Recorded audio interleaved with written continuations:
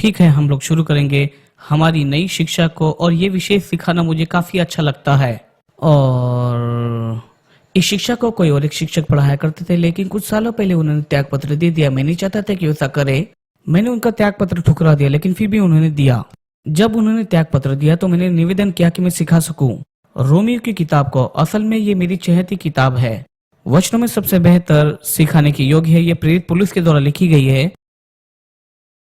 ये तकरीबन 56 एडी के करीब लिखी गई है और इसका विषय है परमेश्वर की धार्मिकता विश्वास के द्वारा। और जब मैं रोमी की किताब को पढ़ाता हूँ, हम विशेष जिस बात पर ध्यान देने वाले हैं वो है धार्मिकता का प्रकाशन। हम सच में ध्यान दे रहे हैं रोमी की किताब के शीर्षक पर, जो हमें बताती है परमेश्वर की धार्मिकता। यह हमें प्रामाणिकता और अनुग्रह और व्यवस्था के विषय में सिखाती है। ये सामान्यतः महानतम ईसाई शिक्षा के रूप में गिनी जाती है बाइबल के किसी भी भाग में। तो आज हम लोग आरंभ करेंगे रोमी की किताब अध्याय 1 में, और इसे हम लोग पहले वचन से पढ़ना शुरू करेंगे और लगातार पढ़ते रहेंगे वचन 17 तक पहले अध्याय के, ताकि नींव बना सके। पौलुस की ओर से जो यीशु मसीह का दास है वो प्रेरित होने के लिए बुलाया गया है और परमेश्वर के उस सुसमाचार के लिए अलग किया गया है। सबसे पहले वो एक सेवक था।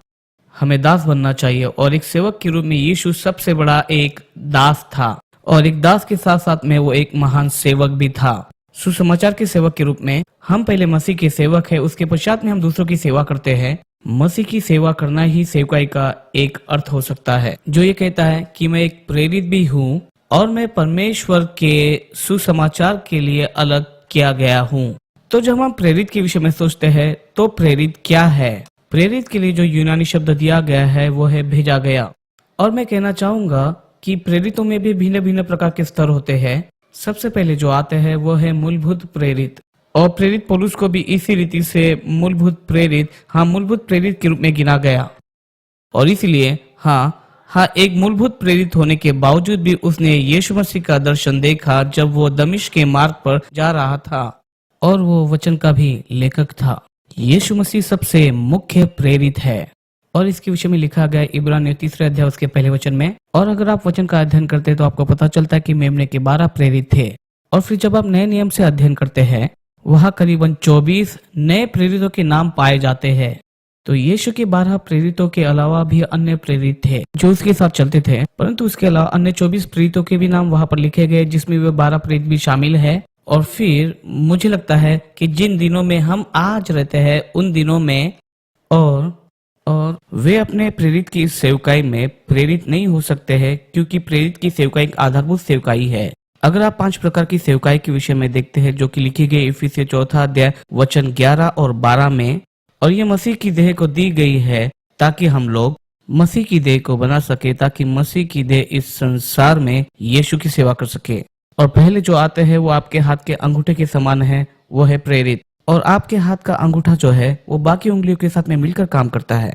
और जो सच्चा प्रेरित होता है वो अपने आप को अलग करके ये नहीं कहता है कि मैं एक प्रेरित हूँ, जो मैं कहता वो तुम्हें करना ही होगा। सच्चा प्रेरित जो है, जो सुसमाचार के अन्य सेवकों के साथ में बहुत ही करीबी रीति से काम करता है, जो कि 5 प्रकार के सेवकाई में है। और मसीह की देह के प्रति उनकी एक शुद्धि होती है। इस बात को आप देख सकते हैं पौलुस के द्वारा लिखी गई रोमियो की पत्री में, और उसके द्वारा लिखी गई अन्य पत्रियों में भी आप देख सकते हैं। जब वो कहता कि मैं तुम्हारे साथ रहना चाहता हूँ, तुम्हें देखना चाहता हूँ और तुम्हारे अंदर में कुछ आत्मिक वरदानों को देना चाहता हूँ, ऐसा ही कुछ। तो ये बाकी सेवकाई के साथ में मिलकर काम करता है और ये सेवकाई के वरदानों की मूलभूत है। मेरी प्रेरित के प्रति जो परिभाषा है वो ये है कि प्रेरित जो है वो अन्य 5 प्रकार की सेवकाई में मिलकर काम कर सकती है। मेरा ये मानना है कि प्रेरित भविष्यवक्ता के रूप में काम कर सकता है और प्रचारक के रूप में भी काम कर सकता है। मेरा ये मानना है कि वो पास्टर और शिक्षक के रूप में काम कर सकते हैं।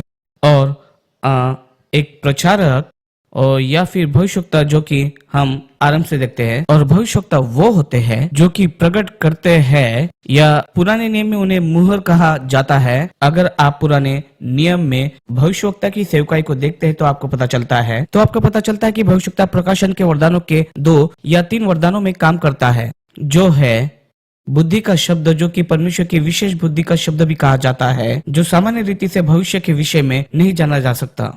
और मैं ये कहूंगा एलिशा और एलिया इसके अच्छे उदाहरण हैं, और वे दोनों ऐसे थे कि वे आने वाली चीजों को पहले ही प्रकट करते थे। यीशु भी आने वाली बातों को पहले ही प्रकट किया करते थे, क्योंकि यीशु 5 प्रकार की सेवकाई में काम किया करते थे। नए नियम के अनुसार और पुराने नियम के अनुसार 3 वरदान काम किया करते थे, भविष्यवक्ता, याजक और राजा। एक भविष्यवक्ता चीजों को प्रकट करता है और परिभाषा के अनुसार कम से कम 2 या 3 वरदानों में काम करता है। प्रकाशन के वरदानों में जैसे कि ऐसा है, जो बुद्धि का वचन है, जो परमेश्वर की बुद्धि को प्रकट करता है, भविष्य की आने वाली बातों के लिए ज्ञान का वचन, विशेषतः परमेश्वर के ज्ञान का वचन जो सामान्य रीति से नहीं जान सकते, एक सत्य है जो भूतकाल में हुआ था और आज अस्तित्व में नहीं है। और तीसरी बात जो होगी, आत्माओं की परख है, जो कि आत्माओं की उपस्थिति और उसके कार्यों के विषय में जानना है, चाहे भली या बुरी हो। भविष्यवक्ता ये प्रकटीकरण की सेवकाई है और ये 5 प्रकार की सेवकाइयां सार्वजनिक तौर पर प्रचार करना और शिक्षा देना है। हम में से हर कोई 5 प्रकार की सार्वजनिक शिक्षा और प्रचार की सेवा के वरदानों के लिए नहीं बुलाए गए हैं। हर एक नया जन्म पाए हुए विश्वासी को सुसमाचार का सेवक बनना है और मसीह के सुसमाचार को बांटना है, लेकिन हर कोई प्रेरित, भविष्यवक्ता, प्रचारक, पास्टर और शिक्षक के रूप में नहीं बुलाया गया। ये स्पष्ट रीति से बताता है इफिसियों 4 अध्याय उसके 11वें और 12वें वचन में, जो कि यीशु के पुनरुत्थान होने के बाद के विषय में बताता है। उसने कुछ को प्रेरित कह के और कुछ को भविष्यवक्ता करके और कुछ लोगों को सुसमाचार प्रचारक और कुछ को पास्टर और कुछ को शिक्षक बनाया। सही है, ताकि मसीह की देह उन्नति पाए, ताकि मसीह की देह सेवकाई के कामों को कर सके और यीशु मसीह का नाम ऊंचा उठाया जाए। आमीन। तो सब लोगों के पास में ये सारे वरदान नहीं होते हैं और यीशु ने इन वरदानों को कलीसिया में दिया है। आप अपने आप को इन 5 प्रकार की सेवकाई में नहीं रखते। सिर्फ यीशु ही आपको इन 5 सेवकाई के वरदानों में बुलाते हैं। सिर्फ यीशु ही आपको 5 प्रकार की सेवकाई में रख सकते हैं। अब पहले इसमें प्रेरित आते हैं और फिर दूसरा, बाइबल इसके विषय में 1 कुरिन्थियों 12वां अध्याय उसके 28वें वचन में बताती है, दूसरे पायदान पर भविष्यवक्ता है, ठीक है। और उसके पश्चात हम जिसको सूची में देखते हैं, हम उसको पाते हैं इफिसियों 4 अध्याय वचन 11 और 12 में, जो कि एक सुसमाचार प्रचारक की सेवकाई है। प्रचारक वो है जो कि सुसमाचार का प्रचार करता है और सिर्फ नया नियम ही प्रचारक के विषय में बताता है। उस प्रचारक का नाम है फिलिप, और फिलिप ने बाहर निकलकर चिन्ह चमत्कारों को दिखाया और यीशु मसीह के सुसमाचार का प्रचार किया। जब उसके द्वारा किए गए चमत्कारों को लोगों ने देखा और सुना कि दुष्टात्मा ही निकल आई, तो जो कुछ भी उसने प्रचार किया लोगों ने उसे सुना। एक सच्चा बाइबलीय प्रचारक चमत्कारों और चंगाई के वरदानों में और इत्यादि इत्यादि में काम करेगा। एक सच्चा बाइबलीय प्रचारक, और इसलिए जिस प्रकार से हम सुसमाचार का प्रचार करते हैं वो सिर्फ शब्द मात्र में ना हो, जो हम प्रचार करते हैं उसमें चिन्ह चमत्कार शामिल हो। उसके बाद हम लोग सेवकाई के वरदान को इफिसियों 4:11 में पाते हैं, जो वरदान पास्टर शिक्षक का है। और भविष्यवक्ता मानो तर्जनी के समान होता है, जो चीजों को दिखाता है, दर्शाता है, प्रकट करता है आने वाली बातों की। प्रचारक मानो बीच की उंगली के समान है, जो बाकी सारी उंगलियों से सबसे पहले पहुंचती है। और फिर पास्टर मानो अनामिका के समान है। जो बात आपको पास्टर के विषय में जानने की जरूरत है वो ये है कि पास्टर विवाहित है कलीसिया के साथ। मेरे सहकर्मी पास्टर मुझसे पूछते हैं और मुझसे कहते हैं कि तुम 7 दिन काम करते हो, कभी छुट्टी नहीं लेते हो, और तुम कहते हो कि नहीं मैं लेता हूँ। तुम काम करते रहते हो। पास्टर का कलीसिया के साथ में विवाह हो चुका है, वो उसके प्रेम में पड़ चुका है। कलीसिया के साथ में उसका एक विशेष संबंध है और ये सारी जो सेवकाइयां है एक साथ मिलकर कलीसिया के लिए काम करनी चाहिए और एकता में आकर कलीसिया के बहाव में बहने की आवश्यकता है। परंतु पास्टर का कलीसिया के साथ में एक बहुत ही विशेष संबंध है। और जब आप इफिसियों 4:11 पढ़ते हैं, वो वहाँ पर कहते हैं कुछ पास्टर और कुछ शिक्षक। वो ये नहीं कहता कि कुछ पास्टर्स और कुछ शिक्षक। तो आज हमारे लिए इसका अर्थ क्या होता है? ये होता है कि अगर आप पास्टर हो, अगर आप चाहते हो कि आपकी कलीसिया और आपके कलीसिया के लोग परिपक्व बने, तो आपको उन्हें सिखाना ही होगा।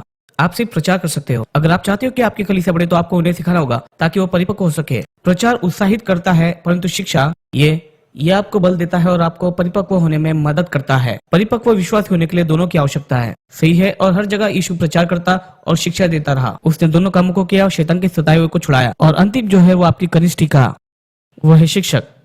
ये शिक्षक जो है उसमें एक खूबी होती है कि वो कठिन बातों को लेकर उसे आसान बना देता है, ताकि आप उसे समझ सके। एक सच्चा बाइबली शिक्षक जिसके पास में बाइबली शिक्षा देने की योग्यता होती है, वो नहीं होता जो चीजों को सिखाता है और उसे पेचीदा बना देता है, फिर आप कहते हैं वाह ये तो अजीब था। एक सच्चा बाइबली शिक्षक चीजों को आसान बना देता है ताकि आप इसे ठीक से समझ सके और कह सके वाह ये कितना आसान था, है कि नहीं? तो मानो ये आपकी छोटी उंगली के समान है जो आप डालते हैं अपने कान में और कान साफ करते हैं, प्रभु की स्तुति हो, और चीजों को हटाती है ताकि वो अंदर जा सके, ताकि उस बात को आप सही रीति से समझ सके। परंतु प्रेरित मानो अंगूठे के समान है और वह मिलकर सारी उंगलियों के साथ काम करता है।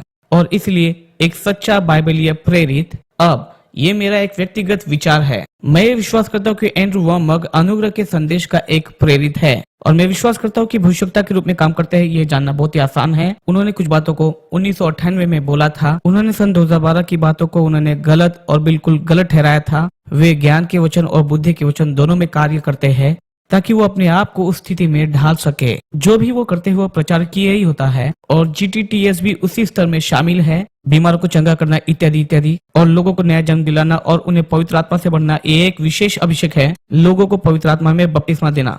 अगर कोई विश्वास नहीं करता है तो मूर्ख है। मैंने देखा है, मैं जानता हूँ ऐसा होता है। मेरे कलीसिया में भी बहुत सारे लोग थे जिन्हें सिखाया और कुछ ही लोग पवित्र आत्मा से भरे, और एंड्रू आने के पश्चात में सब लोगों ने बपतिस्मा पाया। प्रभु की स्तुति हो। वो कठिन बातों को लेते हैं। आमीन। वो उन लोगों से कहते हैं जिनकी दादी माँ ने उनसे कहा था कि तुम लालटेन होगे, तुम लालटेन हो और तुम्हारी जिंदगी भी लालटेन की जैसी होगी।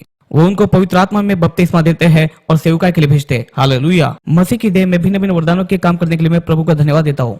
अब हम लोगों ने प्रेरित, भविष्यवक्ता और प्रचारक को देखा। फिर हमने देखा पास्टर। एंड्रू एक कलीसिया के पास्टर है, लेकिन वो नहीं चाहते थे बनना, लेकिन पहले उन्होंने पास्टर की जिम्मेदारी को संभाला था, इसलिए मुझे पता है कि वो कर सकते हैं। और मेरा ये विश्वास है कि अगर आज वो पास्टर है तो कल से बेहतर वो काम कर सकते हैं पास्टर के रूप में। ठीक है। अब अंतिम में जो थे शिक्षक। निश्चित ही आप सभी जानते कि एंड्रू एक टीचर है, और इसी रीति से एक सच्चा बाइबलीय प्रेरित काम करता है। वे अन्य 4 क्षेत्रों में भी उतने ही सामर्थी होंगे, चाहे भविष्यवक्ता, प्रचारक, पास्टर या शिक्षक हो। वे उस अभिषेक में इतने सामर्थ्य होंगे। और सच में एंड्रू का जो बल है उनकी शिक्षा देने का वरदान है, और उन हर बातों में जब उन्होंने अपनी सेवकाई को बनाना शुरू किया, इसी शिक्षक के वरदान के ऊपर में उन्होंने बनाया। आप अपने बल के स्तर से ही बनाते हो, आप अपने बल के क्षेत्र में से इसे बनाते हो, और ये आपके लिए मंच हो जाता है। तो उनकी रेडियो की सेवकाई, उनकी टेलीविजन की सेवकाई और सुसमाचार के द्वारा सेमिनार, कैरिस बाइबल कॉलेज, ये सारी बातें एंड्रू के शिक्षक के वरदान के बल पर बनी हैं। परंतु मुझे ऐसा लगता है कि हाँ, वो सच में प्रेरित के रूप में बुलाया गया है, और मुझे ऐसा लगता है कि वे अनुग्रह के संदेश के प्रेरित है। ये मेरी सोच है, इसके विषय में आप बहस ना करें, ठीक है। शायद आपकी कोई और सोच हो। कुछ लोगों का मानना है कि अभी प्रेरित नहीं है, परंतु आपको थोड़ा आगे पढ़ना होगा। ये वही लोग हैं जो सोचते हैं कि नए नियम में से 12 प्रेरित थे, लेकिन असल में 24 प्रेरित थे, और जिनके नाम भी लिखे गए हैं नए नियम में। शायद इसे भी आगे हो। यीशु के समय से लेकर अब तक वो सुसमाचार के लिए अलग किया गया। इसका अर्थ वो सुसमाचार की बातों में से होकर गया जिससे परमेश्वर जाना जाए। अब जब हम लोग रोमियो की किताब पहले अध्याय में और आगे पढ़ते हैं, हम कुछ और अन्य बातों को भी देखेंगे। उसने पहले यीशु के प्रचार से आरंभ किया। जब हम सच्चे सुसमाचार का प्रचार करते हैं, जिस सुसमाचार का हम प्रचार करते हैं वो यीशु पर आधारित होगा। बहुत सारे लोगों के लिए मेरा प्रश्न है, जिस सुसमाचार का प्रचार आप करते हैं वो सुसमाचार क्या आप पर या यीशु पर आधारित होता है? और जब आपका ध्यान आप पर और आप क्या करने वाले उस पर होता है, तो आपको यीशु के विषय में प्रचार करने की आवश्यकता है। और इसलिए तो वो भविष्यवक्ताओं के आगे में परमेश्वर के वचन के सुसमाचार सुनाने की बातों को लेकर आरंभ करता है। पवित्र वचनों में अपने पुत्र और हमारे प्रभु यीशु मसीह के विषय में प्रतिज्ञा की थी। वो शरीर के भाव से तो दाऊद के वंश से उत्पन्न हुआ, और पवित्रता की आत्मा के भाव से मरे हुए में से जी उठने के कारण सामर्थ के साथ परमेश्वर का पुत्र ठहरा है। उसी के द्वारा हमें अनुग्रह और प्रेरिताई मिली कि उसके नाम के कारण सब जातियों के लोग विश्वास करके उसके मान ले। तो यहाँ पर यीशु मसीह को लेकर बात आरंभ होती है। वो कौन है? वो हमारा उद्धारक, हमारा प्रभु और हमारा राजा है। वो शरीर में उत्पन्न हुआ और दाऊद का वंशज है। उसने कोई पाप नहीं किया। प्रभु का धन्यवाद हो, जब यीशु इस पृथ्वी पर रहे वो हमारे पापों के खातिर क्रूस पर चढ़ा, लेकिन उसने पाप नहीं किया। और शैतान यीशु को कब्र में नहीं पकड़ के रखने का कारण ये था कि उसने कोई पाप नहीं किया था। मृत्यु और कब्र के अंदर भी इतनी ताकत नहीं थी कि उसको वहां पर पकड़ के रख सके। प्रभु की स्तुति हो। इसलिए लिखा है कि वो मुर्दों में से जी उठा पवित्रता की आत्मा के द्वारा। आदम के पश्चात जितने लोग इस पृथ्वी पर जन्म लिए थे उनके समान मसीह पापी नहीं था। आमीन। और बाइबल हमें इस प्रकार से बताती है कि वो पापियों से बिल्कुल अलग था। उसका धन्यवाद, हमारे पापों के खातिर उसको क्रूस पर चढ़ाया गया। उसने कोई पाप नहीं किया था। वो उद्धारक है, वो प्रभु और राजा भी है। पौलुस कहता है उसके द्वारा हमें अनुग्रह और प्रेरिताई मिली है। जब हम आगे बढ़ते हैं तो इस प्रकार से कहता है, और फिर वो, आइए हम आगे के कुछ वचनों को बढ़ते हैं। वचन 8 से लेकर वचन 10 तक पढ़ते हैं ताकि हमें बातें समझ में आए। पहले मैं तुम सबके लिए यीशु मसीह के द्वारा अपने परमेश्वर का धन्यवाद करता हूँ, क्योंकि तुम्हारे विश्वास की चर्चा सारे जगत में हो रही है। वो परमेश्वर को विश्वासियों की झुंड के लिए धन्यवाद दे रहा था कि उनके विश्वास की चर्चा सारे जगत में हो रही थी।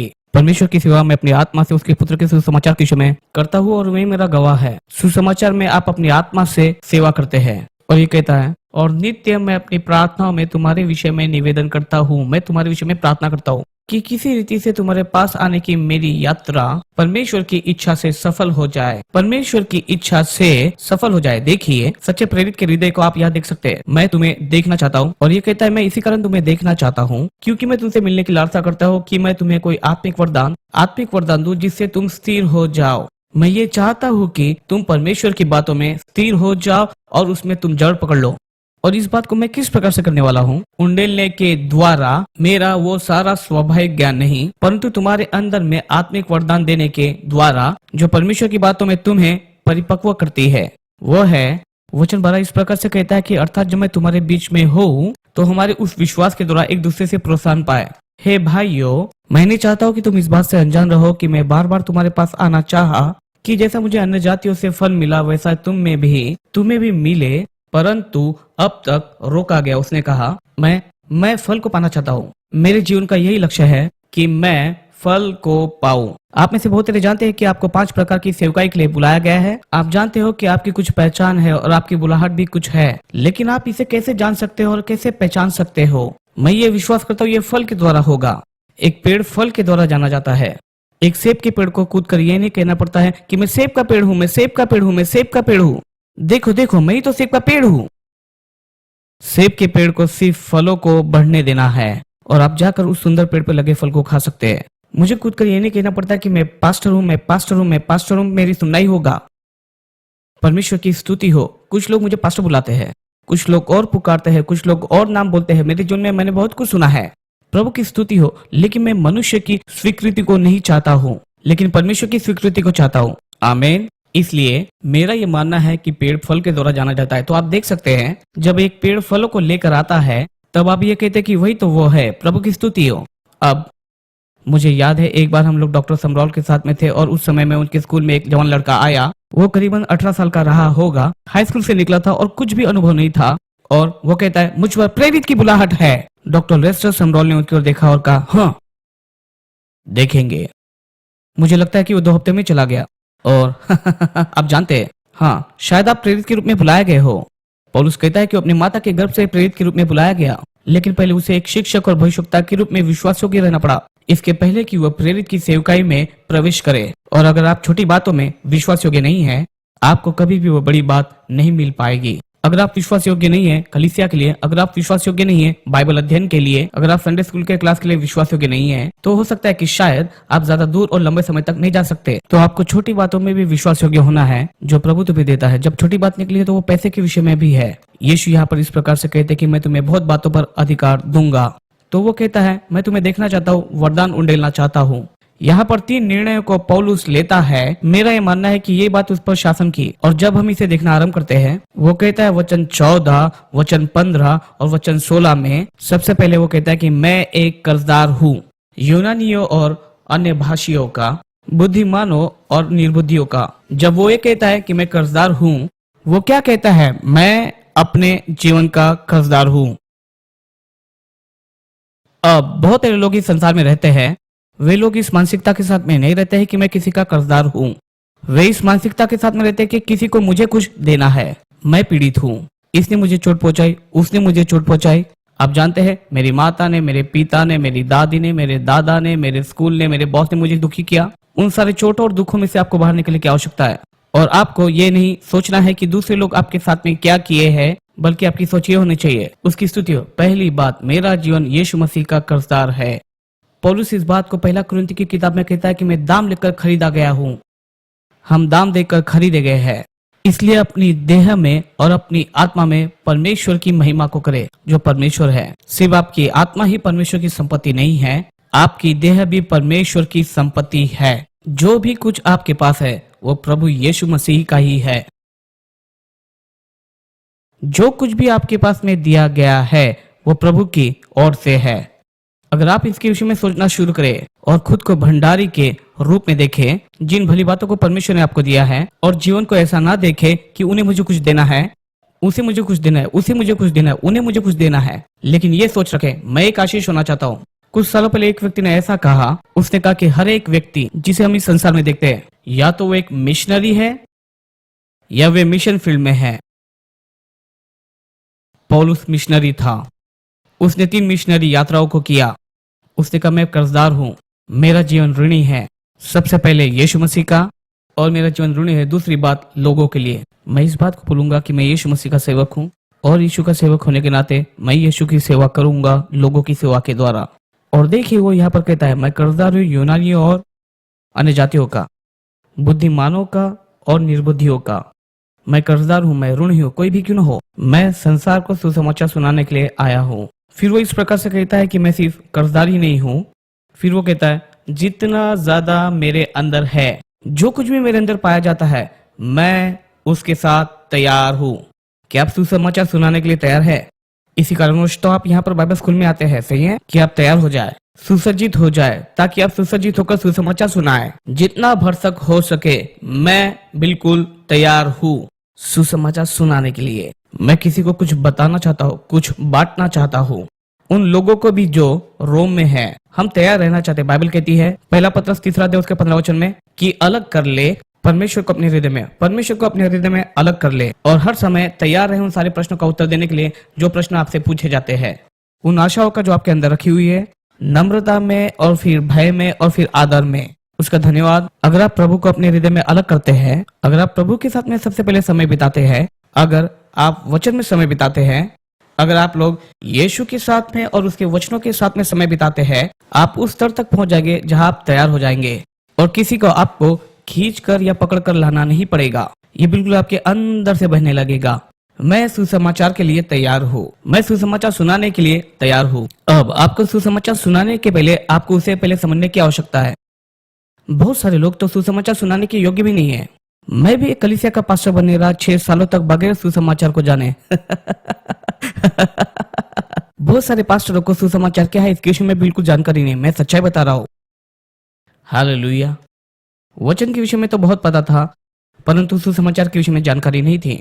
पौलुस कहता है कि जो कुछ भी मैंने प्रभु से पाया मैंने तुम्हें दिया। जब तक आपको कुछ मिलता नहीं, देना आपके लिए कठिन होता है, सही है। लेकिन जब इसे समझा, धन्यवाद हो प्रभु का, मैं सुसमाचार के लिए तैयार हूँ, प्रभु के अनुग्रह के सुसमाचार का प्रचार करने के लिए तैयार हूँ, और जो कुछ भी प्रभु ने किया उसके विषय में 1 मिनट में बताने वाला हूँ। मैं बिल्कुल तैयार हूँ। तो सबसे पहले उसका निर्णय यही था। वो कहता है मैं ऋणी हूँ, लेकिन दूसरी बात वो कहता है मैं तैयार हूँ। बाइबल हमें इस बात को बताती है कि समय असमय तैयार रहो और सुसमाचार का प्रचार करो। इसका कारण है, पास्टर रे ने पूछा, पास्टर ने मेरे असिस्टेंट पास्टर को शिक्षा दी जो मेरे कलीसिया में आता है। अब वो अनुग्रह के संदेश को समझ पा रहा है। प्रभु का धन्यवाद, वो समझ रहा है।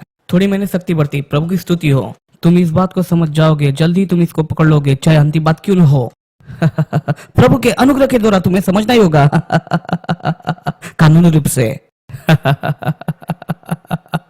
तुम व्यवस्था की बातों को मेरी कलीसिया में नहीं सिखाओगे। मुझे क्षमा करना। यह अनुग्रह का स्थान है। हालेलुया। हम अनुग्रह के विषय में बात कर रहे हैं। हालेलुया। ठीक है, हम व्यवस्था को नहीं सिखाने वाले। उसने कहा कि दूसरे लोग तो इसके विषय में प्रचार नहीं करते। मैंने कहा परवाह नहीं इस बात की, तुम इस जगह पे सिर्फ अनुग्रह का प्रचार करोगे। यह अनुग्रह का भवन है। जो तुमने पाप किए हैं और जो तुमने गंदे काम किए हैं इसके विषय में हम लोग बात नहीं करने वाले, क्योंकि ये सब बातें लोगों को उद्धार नहीं दिलाती है। यीशु को जानना ही लोगों को उद्धार दिलाता है। तो वो समझ रहा है। प्रभु की स्तुति हो। मैं सचमुच कहता हूँ कि वो इस बात को अब समझ पा रहा है। और वो उस कलीसिया में आया जिस कलीसिया में मैं 6 सालों तक पास्टर था। 5 सालों के पश्चात में जब अनुग्रह का प्रकाशन प्राप्त हुआ और फिर वो कॉलेज गया और आगे बढ़कर उसने भिन्न भिन्न बातों को पढ़ा और फिर अंततः इवेंजेलिकल कॉलेज में गया और गलत शिक्षा को सिखाना शुरू किया। और परमेश्वर ने उसे फिर से मुझे मदद करने के लिए वापस बुलाया। वो मेरी कलीसिया में करीबन पहले 5 सालों तक था। 6 साल पास्टर होने के पश्चात में 1994 में मुझे अनुग्रह का प्रकाशन मिला। पास्टर के रूप में 1998 में मैंने काम करना शुरू किया और 1994 तक मुझे अनुग्रह के संदेश का प्रकाशन नहीं मिला था।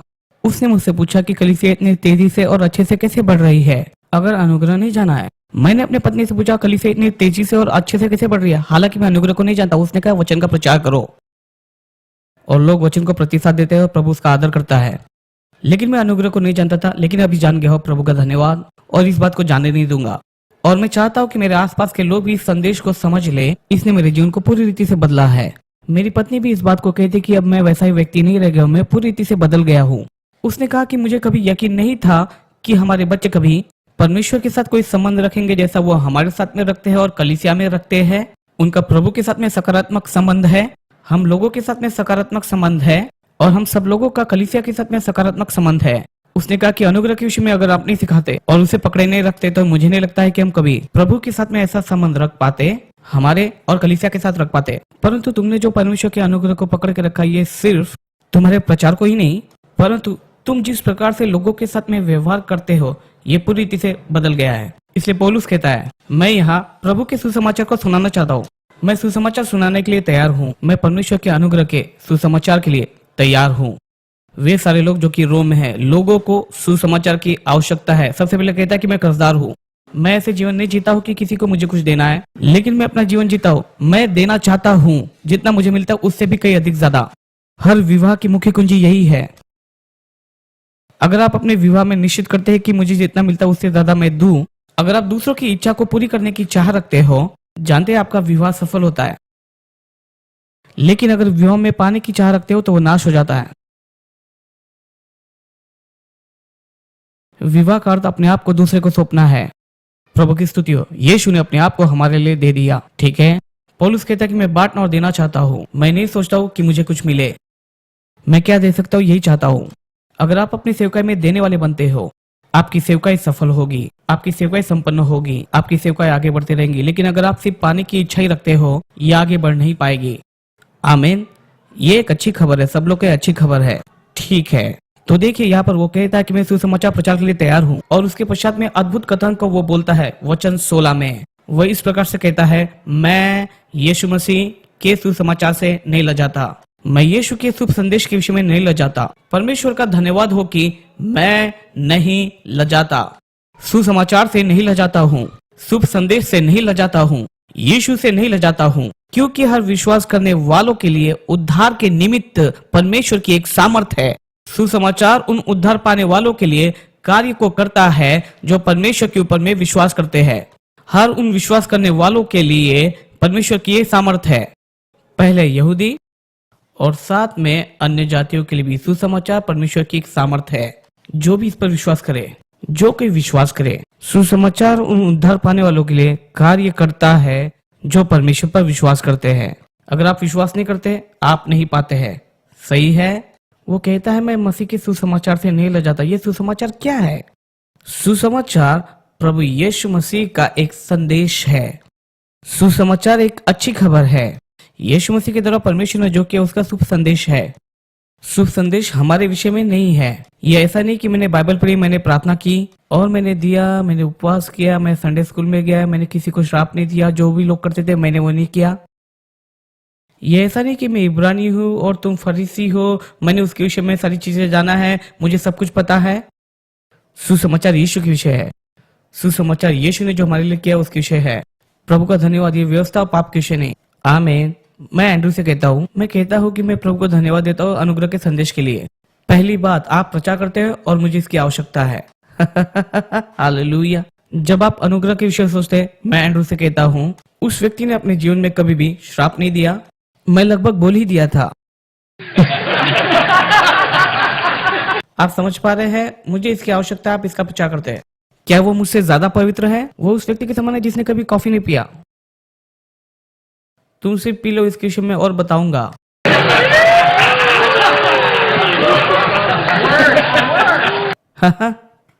हालेलुया। इसके विषय कैसे सुना? मैं उसके अंदर संदेह पैदा कर रहा था। उसने मुझसे पूछा, मुझे बताओ इसमें ज्यादा कॉफी, शक्कर और कोक है? उसने कहा नहीं, इसमें कम शक्कर और कम कॉफी है, इसे देखो। तो वो शायद उसके विषय में सच कह रहा होगा। फिर भी मैं उसको व्यक्तिगत धार्मिकता के लिए उसे परेशान कर रहा था। उसने कहा यह कोई व्यक्तिगत धार्मिकता की बात नहीं है। कितने लोग मानते हैं कि हमारी व्यक्तिगत धार्मिकता के लिए नहीं है। हमारी व्यक्तिगत धार्मिकता तो मैले एक चितड़े के समान है। ये मानो उस बंद घड़ी के समान है जो आपको ज्यादा दूर तक नहीं ले जा पाएगी। देखो, अगर आप मुझे एंड्रू के बाजू में खड़े करोगे तो मैं उतना अच्छा नहीं दिखाई दूंगा, क्योंकि एंड्रू कभी गलत शब्द नहीं बोलता है। देखो, जब मैं छोटा लड़का था और जब मैं पवित्र आत्मा को सही रीति से नहीं पकड़ा था, ना कोई मनुष्य मेरे पास में आया था, ना पवित्र आत्मा मेरे पास आई थी। मैं अंत तक श्राप देते रहा। मेरे पिताजी के पास में ऐसी कोई भी बात नहीं थी। पर इसके विषय में नहीं कि मैंने कितना श्राप दिया, मैंने श्राप नहीं दिया। प्रभु की स्तुति हो। जानते हैं किसके विषय में? यीशु के विषय। इसलिए जब एंड्रू के बाजू में आप मुझे खड़ा करते हो तो मैं अच्छा नहीं दिखाई देता। एक ऐसा व्यक्ति जिसने कभी गाली नहीं दी, ऐसा व्यक्ति कभी कॉफी नहीं पिया। लेकिन अगर आप एंड्रू को यीशु के बाजू में खड़ा करें, जानते हैं एंड्रू यीशु मसीह के उस स्थान की बराबरी तक भी नहीं पहुंच सकता है, वो उसके स्तर तक बिल्कुल नहीं पहुंच सकता। ये इसके विषय में नहीं कि एंड्रू कितना अच्छा है, आप कितना अच्छा महसूस करते हैं, इसके विषय में नहीं, लेकिन यीशु कितना अच्छा महसूस करता है उसके विषय। और जब मैं अपना विश्वास यीशु पर रखता हूँ तो मैं परमेश्वर की धार्मिकता बन जाता हूँ। यीशु मसीह में मुझे धार्मिकता का वरदान दिया गया है, और ना ही ये व्यक्तिगत मेरी धार्मिकता है और ना ही व्यक्तिगत मेरी भलाई है, जिसके द्वारा मैं अपने जीवन में कुछ परमेश्वर की भलाई और अच्छाई को पा सकूं। ये यीशु मसीह की धार्मिकता है और ये यीशु पर विश्वास रखने की बात है, जो जीवित परमेश्वर का पुत्र है। इसलिए पौलुस कहता है, मैं यीशु मसीह के सुसमाचार से नहीं लजाता हूँ। ये मसीह का सुसमाचार है, वो मसीहा, वो अभिषेक जन। क्योंकि अगर सुसमाचार परमेश्वर की सामर्थ है, ये परमेश्वर के इस योग्य बनाता है कि जो लोग विश्वास करें उनके ऊपर में उद्धार लेकर आए। मुझे बताइए उद्धार क्या है? यूनानी में अध्ययन करने से पता चलता है, ये यूनानी शब्द सोटोरिया से आया है। इसका अर्थ होता है कि प्राण बचाए। इसका अर्थ क्षमा, चंगाई, छुटकारा, सुरक्षा और उपाय होता है। इसका अर्थ ये होता है कि आपके जीवन के हर एक क्षेत्र में भलाई होना है। प्रभु का धन्यवाद, मैं क्षमा किया गया हूँ। हर कोई के मैं क्षमा किया गया हूँ। 2000 साल पहले जब यीशु क्रूस पर मरे, आपके पापों के खातिर पहले ही दाम दे दिया गया था। आपको पहले से क्षमा मिल चुकी थी। आपके पाप करने से पहले परमेश्वर ने आपको क्षमा कर दिया, लेकिन यीशु मसीह पर विश्वास करने के द्वारा ही आप इसमें प्रवेश करने पाए हैं। देखिए, सुसमाचार परमेश्वर को इस योग्य बनाता है कि क्षमा, चंगाई, सुरक्षा और पूर्ति को करता है उन लोगों के लिए जो सुसमाचार पर विश्वास करते हैं। अगर आप सुसमाचार पर विश्वास नहीं करते, आप परमेश्वर की योग्यता को अपने जीवन में काम करने से रोक देते हैं। आपकी योग्यता के बाहर परमेश्वर आपको मदद करना चाहता है। आपके उद्धार से ज्यादा परमेश्वर आपको उद्धार देना चाहता है। प्रभु आपको आपकी चंगाई से बढ़कर चंगाई देना चाहता है। आपकी संपन्नता से बढ़कर परमेश्वर आपको संपन्न करना चाहता है, परंतु सुसमाचार पर विश्वास नहीं करते। अगर आप परमेश्वर के वचन पर विश्वास नहीं करते तो आपके लिए काफी कठिन होता है कि प्रभु की ओर से जो बातें आपके लिए रखी गई वो पाए। पौलुस कहता है, मैं सुसमाचार से नहीं लजा जाता। धन्यवाद, मैं सुसमाचार से नहीं लजा जाता। ये प्रभु की सामर्थ है और यीशु की बात को लेकर मैं बिल्कुल नहीं लजा जाता। यीशु के कार्य को लेकर मैं बिल्कुल शर्मिंदा नहीं हूँ। मैं क्रूस की कथा को लेकर शर्मिंदा नहीं हूँ। सिवाय यीशु के क्रूस के अलावा मुझे हर जगह परमेश्वर आने जाने में मनाही करे। पौलुस गलातियों 6:19 में इस प्रकार से कहता है, वो जो विश्वास करते हैं उनके लिए सुसमाचार की सामर्थ उद्धार को लेकर आती है। ये परमेश्वर को सामर्थ्य बनाती है सोजो, सोटेरिया और क्षमा में, चंगाई, छुटकारा और सुरक्षा में भी। प्रभु का धन्यवाद, मैं शत्रु की सामर्थ से छुड़ाया गया हूँ। यीशु ने अपने आप को इसलिए बलिदान किया ताकि बुरे संसार से मुझे बचा सके। उसने पहले ही मुझे एक बड़ी मृत्यु से बचाया है और मैं ये पूरा भरोसा करता हूँ कि आने वाले समय में भी वो मुझे हर प्रकार की मृत्यु से बचा के रखेगा। क्षमा, चंगाई, छुटकारा और सुरक्षा। प्रभु से मुझे सुरक्षा मिलती है। परमेश्वर का धन्यवाद हो जो परमेश्वर का भय मानते, परमेश्वर के स्वर्गदूत उन्हें इर्द गिर्द सुरक्षा देते। मैं सुरक्षित हूँ। आमीन। जो उद्धार के वारिस है उन लोगों के लिए स्वर्गदूतों को रखा गया है। मुझे नहीं पता कि मैंने कैसे बोला। ये ऐसे दिखाई पड़ता कि मानो दो, लेकिन ये गुलाब की नई सुगंध देता है। मीका ये कहता है कि मैं अगर गिर जाऊं तो भी उठ खड़ा होऊंगा। हाँ, अगर मैं गिर भी जाऊं तो भी मैं उठ खड़ा होऊंगा। मैं आगे बढ़ता रहूंगा। क्यों? क्योंकि मैं यीशु पर विश्वास करता हूँ। मैंने यीशु पर विश्वास रखा है। ये एक अच्छा सुसमाचार है जो यीशु मसीह ने अपनी मृत्यु और पुनरुत्थान के द्वारा सुरक्षित किया है। प्रभु की स्तुति हो। हमें जाकर इस बात को करना नहीं पड़ा, ना ही हमें सुरक्षित करना पड़ा। उसने इस बात को कर दिया है। उसने इस काम को पहले से ही कर दिया है। हमें किसी भी प्रकार के दाम को चुकाना नहीं पड़ा है। अगर कोई दाम चुकाया गया है तो पूर्ण रीति से चुकाया गया है, अगर कोई भी प्रकार का पाप क्यों न हो। यीशु के लहू से बढ़कर कोई बात नहीं। बहुत बार जब लोग वेदी पर जाते हैं तो अपने पापों पर, अपने न देने और अपने गलती पर ध्यान देते हैं। यीशु ने जो किया है हमें उस पर ध्यान देने की आवश्यकता है, क्योंकि उसने जो किया आपके कार्यों से काफी बड़ा है। यीशु मसीह ने जो कुछ भी आपके लिए किया उस पर ध्यान देने के द्वारा जो कुछ भी आपने किया उसके आप पर ही जा सकते हो। मैं रूढ़िवादी पर विश्वास नहीं करता। बहुत ही जगह पर आप खारिज करते रहते हैं। तुम्हारे पिताजी ने क्या किया, तुम्हारी माता ने क्या किया, तुम्हारे दादा ने, तुम्हारे परदादा ने क्या किया। मैं इन सारी बातों पर विश्वास नहीं करता हूँ। यीशु मसीह ने मुझे उन सारी परंपराओं से आजाद कर दिया जिसे मेरे पिताजी पाप कहा करते थे। मैं दाम देकर खरीदा गया हूँ और जो दाम चुकाया गया है, जो कुछ भी मैं कर सकता हूँ उन सारे कामों से बड़ा है। यीशु मसीह ने जो आपके उद्धार के लिए दाम चुकाया है उसकी तुलना न तो उस कलोरी क्रूस से, न तो उस लहू से, न उस कीमत से जो उसने चुकाई है। वो ये कहता कि मैं मसीह के सुसमाचार से नहीं लजाता, क्योंकि ये उद्धार के लिए परमेश्वर की एक सामर्थ है। प्रभु की अच्छी भली बातों की ओर ये आपको लेकर जाती है, क्षमा, चंगाई, छुटकारा और सुरक्षा की ओर। आपके जीवन के हर एक क्षेत्र में, आत्मा, प्राण, शरीर में, उन सभी के लिए जो इस पर विश्वास करते हैं, जो विश्वास करते हैं। मैं बहुत सारी बार लोगों को इस प्रकार से कलीसिया में बोलते हुए देखता हूँ, तुम जो कुछ भी बोलते हो तुम उस पर विश्वास करते हो। मैं कहता हूँ हाँ बिल्कुल, उसमें कोई शक नहीं। मैं विश्वास करता हूँ और मेरे जीवन में काम करता है। प्रभु का धन्यवाद हो कि सुसमाचार मेरे लिए काम करता है। आमीन। मैं इस पर विश्वास करता हूँ। किसी ने कहा, मैंने विश्वास किया इसलिए मैंने पाया। प्रभु का धन्यवाद। कुछ लोग आकर आपकी खामियां निकालते हैं कि आप सुसमाचार के एक ही भाग को प्रचार करते हैं। मैं कहता हूँ कि मैं सुसमाचार से नहीं लजाता हूँ। यीशु ने जो हमारे लिए किया उन सारी बातों को बताने के लिए मैं नहीं लजाता हूँ। मैं संपन्नता के विषय में प्रचार करने से नहीं लजाता हूँ। मैं अलौकिक चंगाई पर प्रचार करने से नहीं लजाता। प्रभु का धन्यवाद हो कि उसके कोड़े खाने से हम लोग चंगे हो चुके हैं। जो कुछ भी हमारे लिए यीशु ने किया उसके लिए धन्यवाद है। उसने सारे पापों को निकाल लिया और सारे रोगों को चंगा कर दिया। मैं प्रभु का धन्यवाद देता हूँ कि मैं सुसमाचार से नहीं लजाता।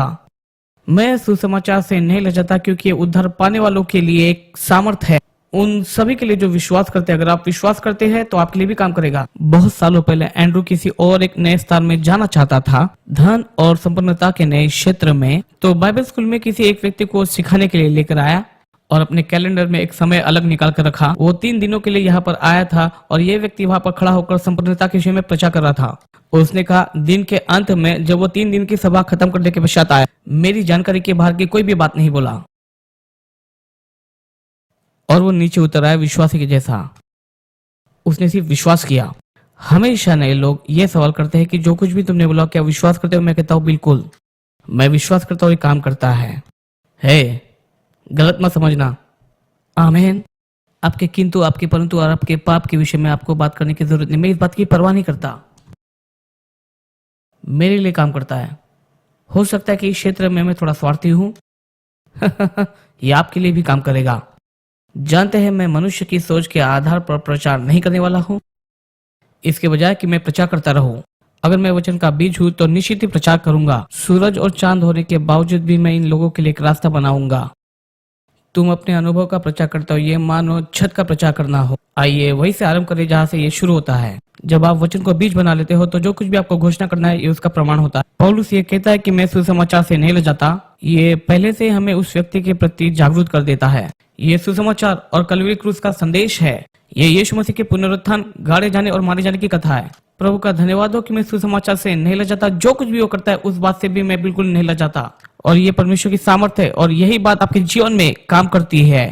प्रभु मेरे जीवन में जीवित होता है। कोई एक व्यक्ति मेरे पास में आया और सुसमाचार का प्रचार किया। धन्यवाद हो उस व्यक्ति का जिसने आकर मुझे प्रचार किया। धन्यवाद हो प्रभु का, मैंने 100% सुसमाचार को सुना है। आपने कितना प्रतिशत सुना है? 10% या फिर 20%, 30% का, या फिर 50% का, 75% का? हाँ, मैं 10% सुसमाचार का प्रचार करता हूँ। मैं विश्वास करता हूँ कि तुम्हारे पाप क्षमा किए गए हैं। अगर तुम ऐसा विश्वास करते हो तुम उद्धार पाओगे और हमेशा के लिए स्वर्ग में रहोगे। लेकिन ये तो 10% ही है। प्रभु की स्तुति हो, ये हमेशा के लिए वहां पर रहेगा। ये आपके लिए काम करेगा। वैसे मैं सिर्फ इतना विश्वास नहीं करता कि यीशु उद्धारक है, लेकिन विश्वास करता हूँ कि शांति भी देता। शांति के लिए प्रभु का धन्यवाद हो। लेकिन ये तो सिर्फ 50% है। आमीन। मैं सिर्फ इतना ही विश्वास नहीं करता हूँ कि वो सिर्फ आपको उद्धार देता है, लेकिन वो आपको शांति भी देता है, लेकिन वो संपन्न भी करता। लेकिन ये तो 75% ही हुआ। लेकिन आप कहोगे मैं विश्वास नहीं करता, तो आप वही फंसे रहो। आप अपने जीवन के स्वामी स्वयं हो सकते हो, परमेश्वर पर और उसके वचन पर विश्वास करने के द्वारा। कई सालों पहले आपने ऐसा निर्णय लिया था कि जो कुछ भी मैं वचन में से पढ़ूंगा उस बात को मैं देखूंगा। जो वो प्रचार करे शायद मैं उससे सहमत हूँ या फिर मैं ना हूँ। मैं कभी भी उस व्यक्ति के साथ में लड़ाई नहीं करना चाहूंगा जो वचन के बाहर प्रचार करता हो। क्यों? क्योंकि मुझे नहीं पता कि ऐसी बात मेरे जीवन में फिर कब काम में आ जाए। और जानते हैं, एक बार हम लोग एंड्रू वॉर्मक के साथ में एक बाइबल अध्ययन को कर रहे थे। हम बिल्कुल नए नए आए थे, बिल्कुल नहीं पता था। तो एक बार उन्होंने वेदी की बुलाहट दी तो मेरे पिताजी आगे गए, और एक बार उन्होंने बुलाहट दिया तो फिर मेरे पिताजी आगे गए। और उस रात करीबन 3 से 4 बार मेरे पिताजी एक ही रात को बाइबल अध्ययन में वहां पर गए। फिर अंततः उन्होंने कहा, शायद मुझे पवित्र आत्मा की सख्त आवश्यकता है। प्रभु की स्तुति हो। मैं सब कुछ ले लूंगा। मैं सुसमाचार हथियाने आया हूं। हालेलुया, मैं सब ले लूंगा। जब मैं छोटा बच्चा था तो एक बार मैं सूअरों के पालन पोषण का व्यवसाय किया करता था। मैं बहुत ही छोटा था और मेरे पास में छोटे और बड़े दोनों सूअर थे। तो फिर वे सूअर वहां पर पीछे में जाकर वहां पर गड्ढा खोद कर फिर वे उस रास्ते तक जो कि हमारे घर की ओर में जाया करते थे वहां जाते थे। और हमारे घर के सामने बहुत ही अच्छी हरियाली थी और वे वहां पर जाकर खड्डा खोद कर वहां पर लेटते थे। ये बड़े सूअर की बात है, लेकिन एक छोटा सूअर भी था जो वहीं पर रहा करता था। लेकिन जब मैं खाना देने के लिए जाता था तो दौड़कर वहां लौट कर आता था ताकि आकर उनके खाने को वो खा सके। प्रभु की स्तुति। मैं सुसमाचार का हथियाने वाला हूँ। अगर ये वहां पर लिखा है तो मुझे चाहिए। उद्धार, हाँ हाँ मैं लूंगा। क्षमा, हाँ हाँ मुझे चाहिए। चंगाई, हाँ हाँ वो भी मुझे चाहिए। शांति भी लो, हाँ हाँ मुझे शांति की आवश्यकता है। संपन्नता, हाँ यीशु वो भी मुझे तुम दो। सब कुछ दे दो, मैं लेता हूं। प्रभु यहोवा का धन्यवाद हो जो मुझे प्रतिदिन आशीषित करता है। आपको जानना है कि परमेश्वर भरता है तो आपको भी भरने की आवश्यकता है। बुरी की बजाय अच्छी खबर को सुने। प्रभु की स्तुति हो। मैं यीशु के सुसमाचार से नहीं लजाता हूँ और न ही मैं उस शुभ संदेश से लजाता हूँ, न ही उसकी प्रतिज्ञा से लजाता हूँ और न ही मैं लजाता हूँ वचन से। क्यों? क्योंकि ये सुसमाचार सुनने वालों के लिए एक सुसमाचार की सामर्थ्य है। पहले यहूदी, इसमें यहूदी भी शामिल है और कलीसिया में जाने वाले प्रत्येक लोग। वो परवाह नहीं करता कि बैप्टिस्ट हो या मेथोडिस्ट, वो परवाह नहीं करता कि आप पेंटिकॉस्टल हो या फिर असेंबली ऑफ गॉड से हो, और ना ही वो इस बात को देखता है कि आप कैथलिक हो। वो सिर्फ यही चाहता है कि आप सिर्फ यीशु पर विश्वास करें, और ना ही वो परवाह करता कि आप कौन से बक्से से निकला है। याद है ग्रेग पिछले सप्ताह यहाँ पर प्रचार कर रहे थे। आप यहाँ पर उनकी प्रचार को सुनना चाहोगे इसके बजाय कि रविवार की सभा वहां पर हो। ये शनिवार की सुबह वहां पर पुरुषों की संगति होती है। लेकिन मुझे अभी भी याद है जब ग्रेग क्रेन से पहली बार वहां पर मिला था, वे विवाह करने वाले थे। मैं उनको तुलसा में मिला और कार के पीछे में हम लोग बैठे थे और क्रिया ने मुझसे कहा कि मैं असेंबली ऑफ गॉड से हूँ। मैंने कहा इसमें कौन सी बड़ी बात है क्योंकि मैं भी पहले उसी में था। तो फिर मैंने कहा वहां पर कोई असेंबली ऑफ गॉड नहीं होगी, मुझे क्षमा कीजिए इस बात के लिए मैंने कहा कि कोई असेंबली ऑफ गॉड वहां पर नहीं होगी। उन्होंने कहा क्या? मैंने कहा नहीं, एक ही प्रकार के लोग स्वर्ग में होंगे, वो है ईसाई। प्रभु की स्तुति। आपको नया जन्म पाना होगा हालेलुया, तुम्हें नया जन्म पाना होगा। ओह अच्छी खबर है मैंने सही बात को बोला। प्रभु की स्तुति। तो मैं इस बात की परवाह नहीं करता कि आप कौन से बॉक्स से निकले हो। मेरी दादी वो तो मेथोडिस्ट थी, मेरे दादा वो तो बैप्टिस्ट थे, मेरे नाना नानी जो कि चर्च ऑफ गॉड के थे, जो कि एंडरसन इंडियाना में थी। जानते हुए पानी के बपतिस्मे और उद्धार के सिवाय किसी बात पर विश्वास नहीं करते। कुछ समय तक उस कलीसिया में हम गए, लेकिन जिस दिन हम लोग पवित्र आत्मा से भरे, हमको वहां से बाहर निकाल दिया गया। आमीन। मैंने फ्रेंच चर्च में नया जन्म पाया। प्रभु की स्तुति हो। मैं तो बाइबल अध्ययन की एक सभा में ही पवित्र आत्मा से भर चुका था। चर्च ऑफ गॉड में मैंने पानी का बपतिस्मा लिया। मुझे याद है जब मैं दादाजी की गोद में बैठा था तो बचपन में ही मुझे पानी का छिड़काव दिया गया था। तो वे लोग जो पानी का छिड़काव कर रहे थे तो मेरे दादा से पूछा कि क्या तुम इसे देना चाहते हो? उन्होंने कहा हाँ कोई बात नहीं, दे सकते हो। पता नहीं इसमें कोई आत्मिक बात हो या ना हो, लेकिन मुझ पर छिड़काव किया गया। प्रभु की स्तुति हो। मेरी बात समझ पा रहे हैं? और सभी बढ़ चढ़कर होते हैं। मेरे पास में असेंबली ऑफ गॉड चर्च का लाइसेंस टू प्रीच था, लेकिन इन सब बातों में मैं फिर से लौटकर एक विश्वासी बना। प्रभु का धन्यवाद। मैं मसीह के सुसमाचार से बिल्कुल भी नहीं लजाता हूँ, क्योंकि ये उन उद्धार पाने वालों के लिए एक परमेश्वर की सामर्थ है। तो मुझे बताइए, क्या आप विश्वासी हो? पहले यहूदियों के लिए और कलीसिया में जाने वाले प्रत्येक व्यक्ति के लिए परमेश्वर परवाह नहीं करता कि आप बैप्टिस्ट हो, मेथोडिस्ट हो या फिर असेंबली ऑफ गॉड के हो या फिर कैथलिक हो। वो इस बात की परवाह बिल्कुल भी नहीं करता कि आप किस बक्से से निकले हो। वो सिर्फ इसी बात की परवाह करता है कि आप सिर्फ यीशु को जान ले। हर एक विश्वास करने वालों के लिए परमेश्वर की सामर्थ है। वो परवाह नहीं करता कि आप यहूदी या फिर आप अन्य जाति के हो, चाहे आपके पास में बहुत सारा पैसा हो या फिर ना हो। वो परवाह नहीं करता कि आप स्त्री हो या पुरुष हो या लड़का हो या फिर लड़की हो। वो कभी भी इन किसी भी बात के लिए परवाह नहीं करता। वो सिर्फ एक ही बात की परवाह करता है कि आप सब यीशु को जान ले। ये परमेश्वर की एक सामर्थ है उन उद्धार पाने वालों के लिए जो विश्वासी है। तो क्या आप विश्वासी हो? तो कहिए हाँ मैं एक विश्वासी हूँ। प्रभु की महिमा में विश्वासी हूँ। क्या आप क्षमा पर विश्वास करते हो? हाँ मुझे इसकी जरूरत है। चंगाई पर विश्वास करते हो? हाँ मुझे वो भी चाहिए। क्या आप संपन्नता पर विश्वास करते हो? हाँ आज मैं यीशु से संपन्नता को भी लेकर जाऊंगा। हालेलुया। अगर ये सुसमाचार में छुपा हुआ है तो मैं इस बात को लूंगा। ये अच्छी बात है, आप इसे ले ले। भले परमेश्वर की आप सेवा करते हैं। ये उन उद्धार पाने वालों के लिए परमेश्वर की एक सामर्थ्य है, पहले यहूदी और उन सारे लोगों के लिए जो कि अन्य जाति भी है, सभी के लिए है, अन्य जातियों के लिए। वैसे तो मैं आया हूँ यीशु के आगे, मैं अन्य जातियों में से था, यही तो मैं था, मैं पापी था, मैं उन सारे लोगों से सबसे घिनौना था, लेकिन प्रभु का धन्यवाद, यीशु ने अपने लहू से मुझे धो दिया है। हर एक विश्वास करने वालों के लिए परमेश्वर की एक बहुत बड़ी सामर्थ है, पहले यहूदियों को, फिर यूनानी, फिर वो कहता है अन्य जातियों को भी, क्योंकि परमेश्वर की सुसमाचार में सामर्थ है। और ये वो सब बात, बेहतर की पॉइंट पर आ जाओ। धार्मिकता, परमेश्वर की वो धार्मिकता प्रकट की गई है विश्वास से विश्वास तक, जैसा कि ये लिखा है, धर्मी जन विश्वास के द्वारा जीवित रहेगा। यहूदियों के विश्वास से अन्य जातियों के विश्वास तक। प्रभु की स्तुति हो। कलीसिया में जाने वालों से लेकर अन्य जातियों के विश्वास तक। यीशु अन्य जातियों के साथ में भी रहा, उन्हें अच्छा लगा। उसने कहा कि तुम क्षमा हो चुके। उसने कहा ओ मैं उसे लेता हूं, अच्छी खबर है। एक बार एक स्त्री यीशु से मिलने के लिए वहां पर आए, वो आई और यीशु के सामने रोने लगी, और वो परमेश्वर वहां पर अंदरूनी काम कर रहा था, लेकिन वो तो वहां पर रो रही थी और अपने बालों से उसके पैरों को पोंछ रही थी। और फिर धार्मिक लोग कहने लगे, जानते हो वो किस प्रकार की स्त्री है? तुम्हें पता है कि वो कहां से आई है? और यीशु कहते, हे मैं तुमसे प्रश्न पूछता हूं, मैं तुम्हें प्रश्न पूछता हूं, कौन सबसे ज्यादा प्रेम करेगा, जिसे ज्यादा क्षमा किया गया या जिसे कम किया गया? यीशु ने उन सभी लोगों को क्षमा किया। सुसमाचार सभी के लिए हर जगह अच्छा है।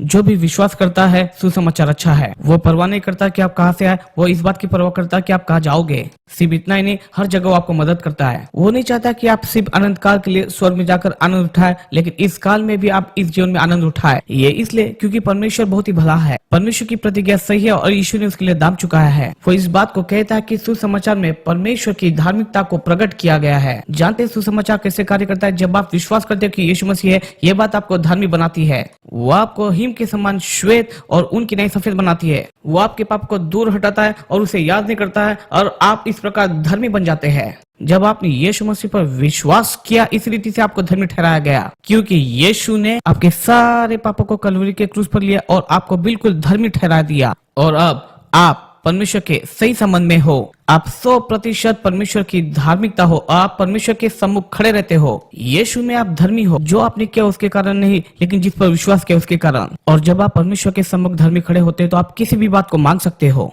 जो उसने प्रतिज्ञा किया, और वो आपको इस बात को देगा। सुसमाचार ये धार्मिकता का एक प्रकाशन है, और अगर आप परमेश्वर की धार्मिकता को समझ जाते हैं, सुसमाचार आपके जीवन में काम करेगा। प्रभु की स्तुति हो।